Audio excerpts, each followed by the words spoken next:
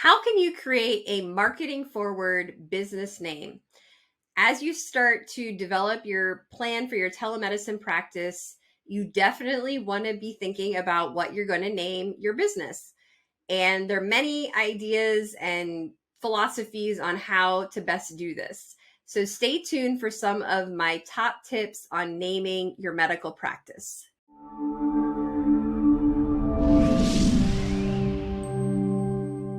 Hi, I'm Dr. Annie DePasquale, the owner of Collaborating Docs. We help nurse practitioners find awesome collaborating physicians. And today we're talking all about naming your medical practice. So we've been covering the 3 layers of branding and positioning, and the bottom layer, the base of this whole pyramid, is your brand identity.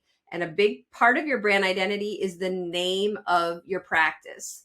So, what do we need to think about when it comes to naming your practice? It definitely has to fulfill these criteria. It must be a clear, meaningful, unique, easy to pronounce name. I was blessed with the given last name at birth of Savarese and then my married name of DePasquale. I do not believe either of these names would make a good practice name because no one can pronounce them, spell them, say them. So calling it the Savarese Clinic or the DePasquale Telemed practice would be a disaster. So think about words people can say, spell, roll off the tongue easily.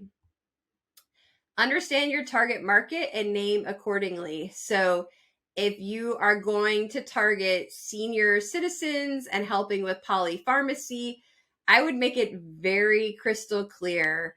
Something I'm just coming up with off the top of my head. Simplify medications for seniors. Something like that that's very to the point and clearly relays who you're helping and what you're helping with. You want your name to be quickly recognizable. So some people choose to do sort of abbreviated initials for their practice. We are the ILBCTRX. Well, no one's going to remember those letters and what they stand for. So keep it pretty short and simple as long as you're able to relay what you're doing. Think about the big telemed companies out there like Teladoc. So it must be something with a telephone and there must be doctors involved somehow or medical professionals. American Well, I guess they're going to take care of American people and get them well, right? Doc on demand. I need a doctor quickly on demand. So think about what names big companies have used, and you might be able to kind of emulate those concepts. Professionalism always trumps being clever every single time. So if you're going to do a lactation consultation sort of practice, you might want to say bye-bye baby bottles as sort of a joke that you're helping with breast instead of bottle feeding. But it's kind of childish saying bye-bye. It would probably be better to just call yourself so-and-so lactation consultation service, or we help you learn how to breastfeed. Something very simple. Breastfeeding Partners of Virginia or wherever you live. Things that are definitely more professional, not using slang or kind of silly childish words would definitely be recommended. So hopefully this has given you some food for thought and it will help you on your journey of naming your company. Let's kind of step through it one at a time in case you need a little bit of sort of inspiration on how to do this. So step 1 would be to write down words from your target niche or market or patient population. So if you're doing primary care, diet, nutrition, wellness, weight loss, fitness, who are you helping? Traveling professionals, CEOs, executives.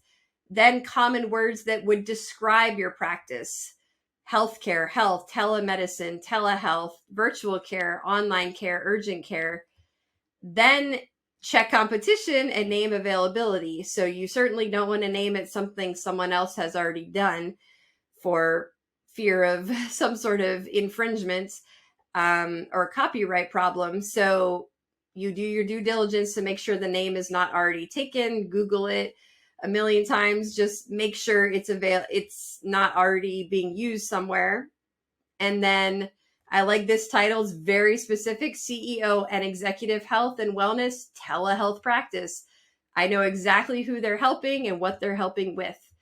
And last is, once you pick your name, as long as it's not legally taken by anyone, you also want to look on namechecker.com to check for social media outlets.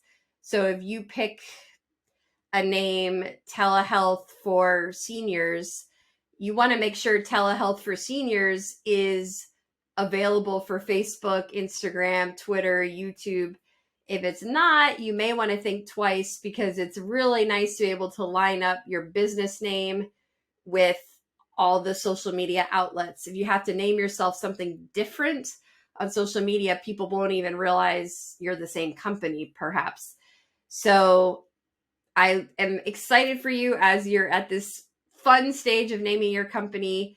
If you need help finding a collaborating physician, please look for our info in the description below for collaborating docs. We would enjoy helping you.